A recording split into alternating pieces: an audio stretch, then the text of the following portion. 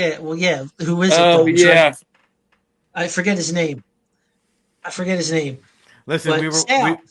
Sal. That's it, Sal. We were at a bar in New Jersey, Wildwood, and these girls came up to us and were like, "Are you Sal from Impractical Jokers?" I was like, "He absolutely is." Yeah, absolutely. And they're like, "Can we get a picture of who they are on their Snapchat?" I'm like, "Oh my god, are you gonna buy us Ask my drinks?" buddy Eric. That's so good. God. That's awesome. Yeah, I was So like, you girls can buy me drinks. How about that? yeah, Yeah. so um, now like we spoke earlier, we discussed the playoff games you were at, the Super Bowl and the parade. Now we're gonna turn it over and you can tell us as much as you want about Tiger. Um, if Andy's got any questions about it, if Eric's got any questions, the floor is yours. We want to know. I'm gonna cut this tonight, and then I'm gonna post it out on social media. But I want you to tell us about Tiger.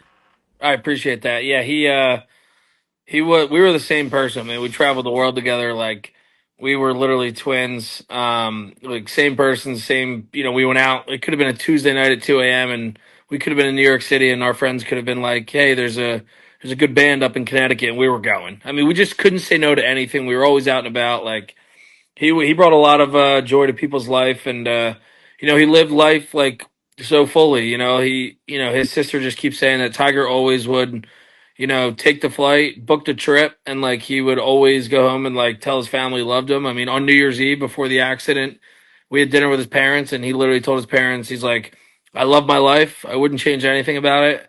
And I had the best year of my life, and like I encourage others to do the same, and just I want to encourage others to continue to just like live in the moment because like we had we had the perfect life. We were happy. We worked hard. We played hard. We were in our late 20s, just having a blast, and this event changed our life. I mean, we didn't obviously can't anticipate something like this, but you know uh anyone who's listening, just continue to love, think about, do your day to day and be successful in it, whether it be work or with family or school, but like just think, just think outside that, like there's so much more to life than what you're doing in that day, and just kind of enjoy the present moment because you never know when your last breath's going to be. And I know Tiger lived that way, so he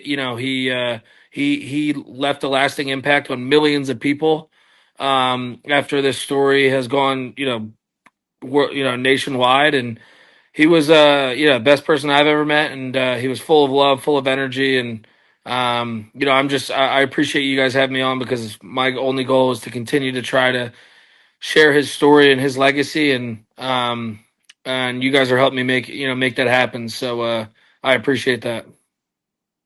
I mean, we're happy to do so too because it's a story worth being told, and he's a person that people definitely need to know more about.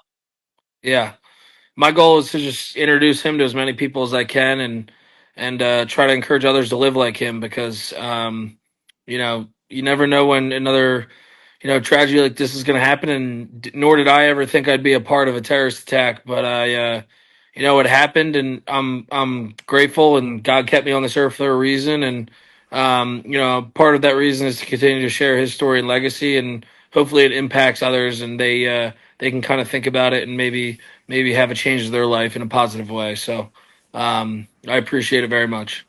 Is there any fund or anything scholarship being set up that you can like plug right now? We would love to get out there. Or is there something that's gonna, or if there will be in the Yeah, future, there to get to is. us? There's a memorial fund. We're working on putting a name to it. I think we're thinking about Seven to Heaven because his number was seven, and but we're thinking about it, and I'll let you guys know. There's definitely a link, but I know we're working on the process of like maybe connecting it to a charity or memorial fund or maybe a Princeton scholarship or something. So I don't think that's because Princeton doesn't do scholarships. It's all like based off like academics. They don't have any. It's all financial aid. But we'll figure it out, and I'll let you know. So Awesome. Perfect. I Thanks. Do you appreciate know, you. like looking at him in this picture? Do you know who he reminds me of? He reminds me of Taysom Hill. yeah, yeah, Yeah. yeah. He's a lot smaller than Taysom Hill, but I bet you he pushed a lot more weight around than Taysom Hill did.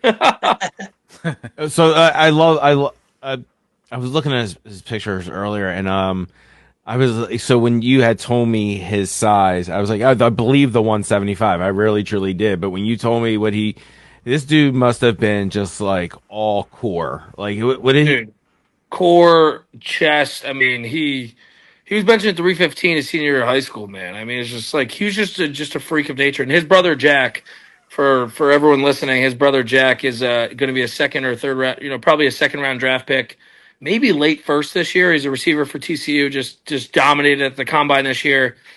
And he's gonna be in the NFL next year. And I think he's 6'2", 215. He had 1,100 yards and 10 touchdowns this year for TCU. He originally started playing at LSU. He was a freshman All American with Malik Neighbors and Brian Thomas Jr. And he had the most receptions on the team that year. So he's going to be in the draft this year, and we'll be down in Louisiana at the end of April for that draft